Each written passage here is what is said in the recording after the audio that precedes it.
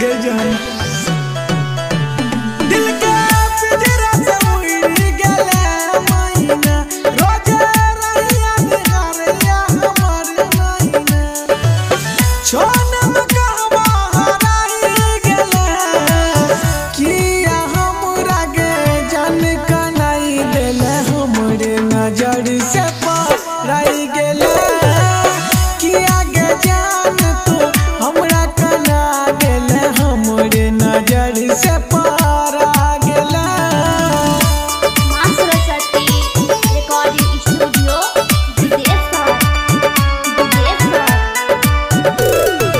DJ ओम शंकर वर्षा खरभिंडा मानत रहियो जान तोरा भगवान के दिल में झांकत रहियो तोरा सुबह शाम के जान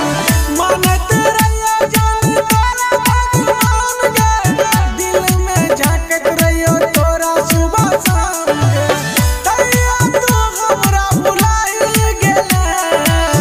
किया के जान तू हमरा कनाई गेले हमरे नजर से पराई गेले किया के जान तू हमरा कना गेले हमरे नजर से पारा गेले। मां सरस्वती रिकॉर्डिंग स्टूडियो विदेशर डीजे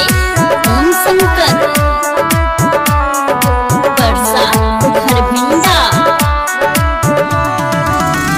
बेटा सरजित दीवाना मुकेश के ढोले तो जानू पगला का भेस गे सुन गे जान जी बेटा चंदन दीवाना मुकेश के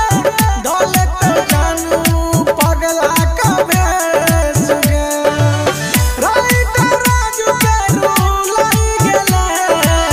किया के जान तू हमरा कनाई गेले हमरे नजर से पराई गेले किया के जान तू हमरा कना गेले हमरे नजर से